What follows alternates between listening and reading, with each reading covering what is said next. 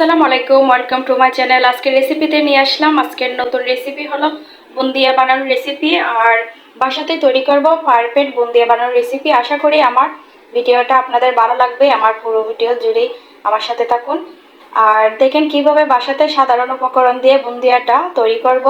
আর এদিকে বুন্দিয়াটা বানানোর জন্য আমি নিয়েছি 2 কাপ বেসন। আর বেসনটা কিন্তু অবশ্যই চেলে নিতে হবে। বেসন কিন্তু বেশিরভাগ সময় দলা পাকিয়ে থাকে, তার জন্য আমি বেসনটা কিন্তু অফ ক্যামেরায় চেলে নিয়েছি। আর স্বাদ মতো লবণ দিয়ে একটু নেড়ে চেড়ে নিয়েছি। আর আমি নর্মাল পানি দিয়ে কিন্তু ব্যাটারটা তৈরি করব, অল্প অল্প করে পানি দিয়ে একটু খুন্তি দিয়ে নেড়ে চেড়ে নিতেছি। আর আমি কিন্তু নর্মাল পানি দিয়ে ব্যাটারটা তৈরি করতেছি। আর বুন্দিয়ার ব্যাটারটা কিন্তু খুবই স্মুথ হবে, আর ব্যাটারটা বেশি গাঢ় হবে না, আবার একেবারে পাতলা হবে না, মিডিয়াম সাইজের হবে।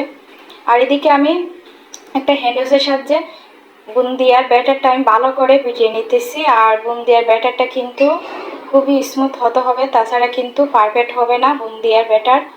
আর বাসাতে কিন্তু এইভাবে সাধারণভাবে আপনারা ট্রাই করতে পারেন। আর আজকে যারা নতুন আমার ইউটিউব চ্যানেল দেখতেছেন, এখন আমার ইউটিউব চ্যানেলটা সাবস্ক্রাইব করেন নাই, প্লিজ আমার ইউটিউব চ্যানেলটা সাবস্ক্রাইব করবেন, আমাকে সাপোর্ট করেন। আর যারা লাইক দিতে ভুলে গেছেন, একটা লাইক দিয়ে দিবেন কষ্ট করে। আমার বুন্দিয়ার ব্যাটারটা কিন্তু পারফেক্ট হয়েছে। যখন এইভাবে করবে ফুটো ফুটো হয়ে, তখন কিন্তু বোঝা যাবে বুন্দিয়ার ব্যাটারটা পারফেক্ট হয়েছে। আর আমি অর্ধেকটা ব্যাটার আলাদা একটা বাটির মধ্যে সরিয়ে নিতেছি, কারণ হচ্ছে অর্ধেকটার মধ্যে আমি অরেঞ্জ ফুড কালার দিয়ে দিব তার জন্য। আর অরেঞ্জ ফুড কালারটা কিন্তু আপনারা দিতে পারেন, আবার স্কিপও করতে পারেন। আমি অরেঞ্জ ফুড কালারটা দিয়ে আমি আবারও ফেটিয়ে নিতেছি।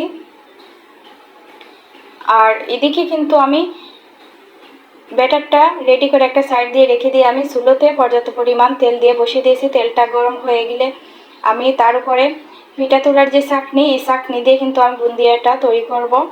আর এই চাকনিটা কিন্তু আমি পাইপিনের উপরে দিয়ে দিলাম। আর দিয়ে আমি ব্যাটারটা একটু একটু করে দিয়ে দিব আমি চামচ দিয়ে। আর চামচটা কিন্তু নাড়াচাড়া করলে কিন্তু বুন্দিয়ার পারফেক্ট হবে না, গোল শেপে পড়বে না, লম্বা ঢেবে পড়বে, এইভাবে ধরে রাখতে হবে।